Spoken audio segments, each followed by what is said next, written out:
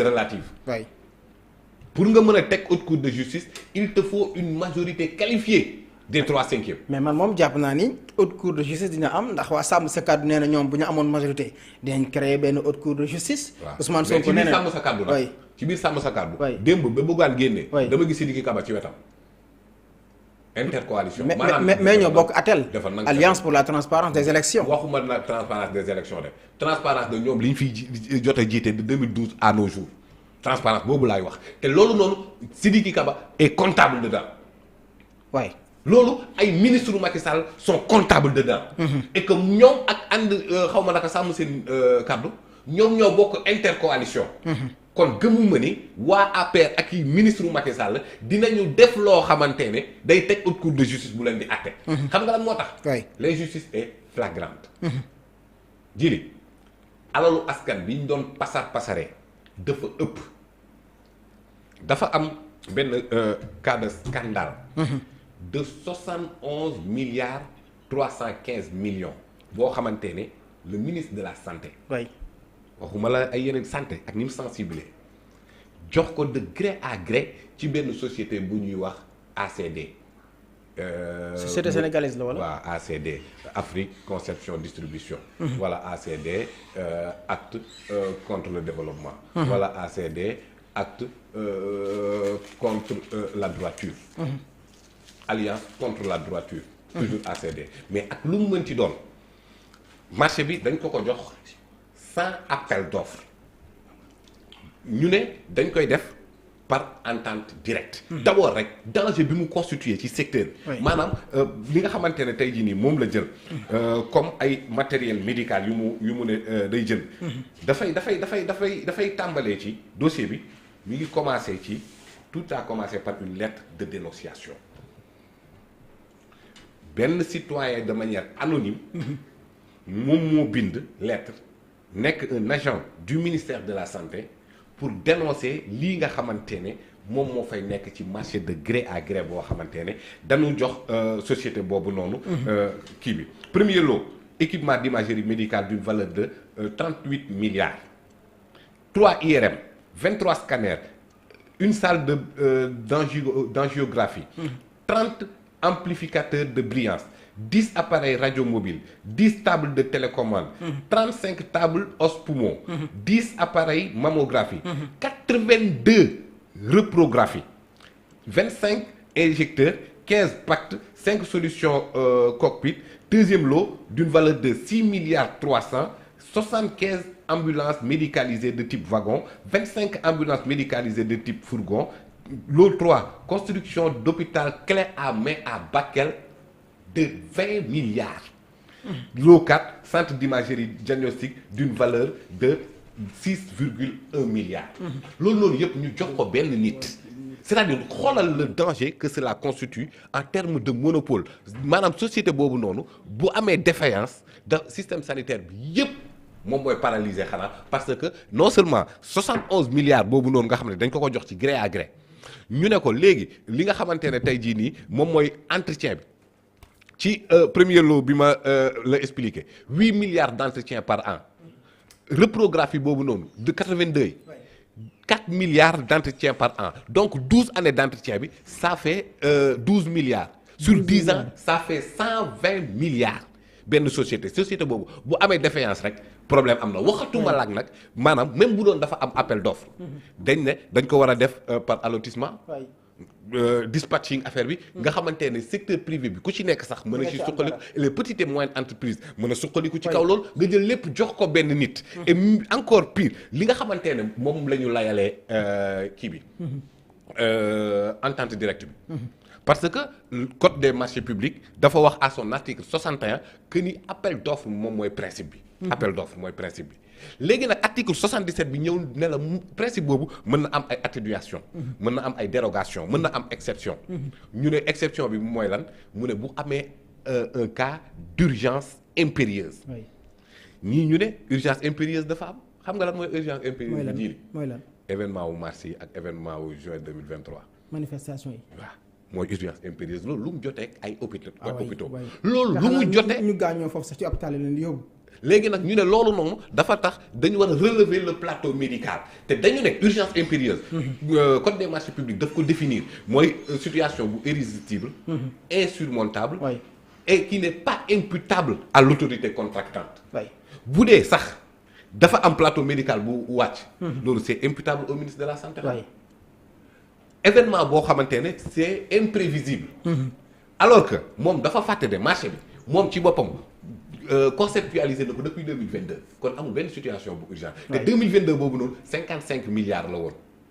D'accord. ñu validel ko ci 2023 bi avec 71 milliards yokku boobu noonu. surfacturation parce que DCMP man jàpp naa ne marché bi moom mënu cee woon am dara loo xamante ne mën na koy valider parce que yow mënoo recevoir document le 15 juin. valider ko le 16 juin. ci lu toll nii yëpp nga war a xam ne war nga vérifier. ndax am na surfacturation ou pas.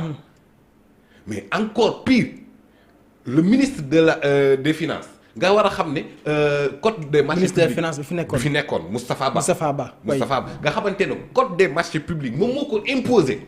ne ko lu ni mel foog nga xam financement bi taxaw na. oui. maanaam autorisation d'engagement de crédit bi taxaw na mu ne waaw taxaw na. banque bi ñu wax ne banque boobu moo ko muy KfW.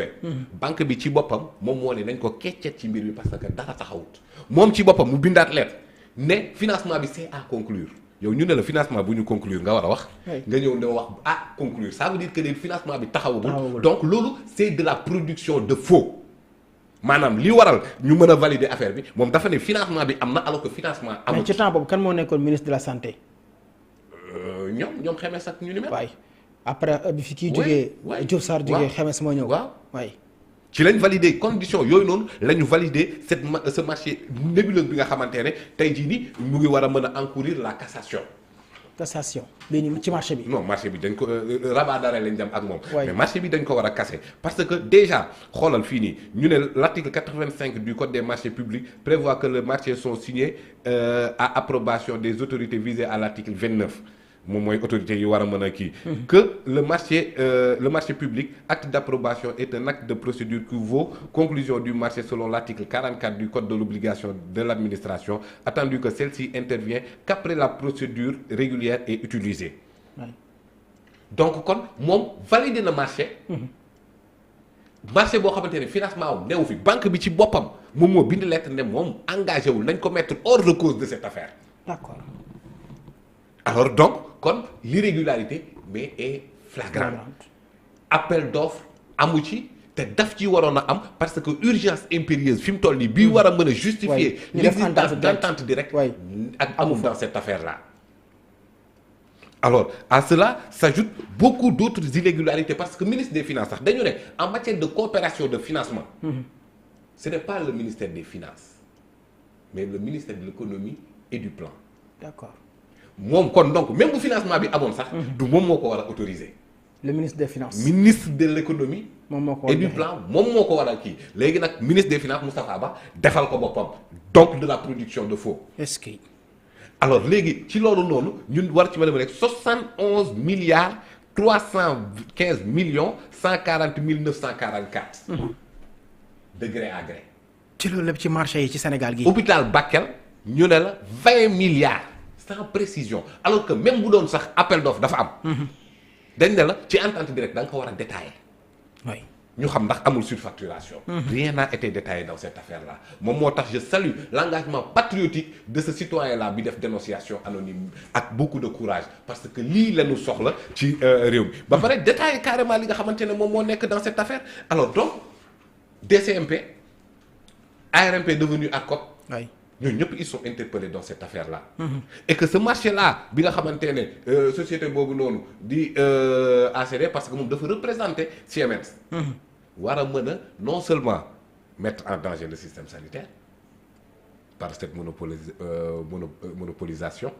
mais en plus aussi les finances publiques par des violations yi nga xamante ne moom moo fi nekk mais vont en pâtir. oui. alors impérativement lii nii moom moo war a nekk au cœur des discussions après que assemblée nationale bii nii taxaw. haute cour de justice kon lii parce que lii wax naa la irrégularité yi.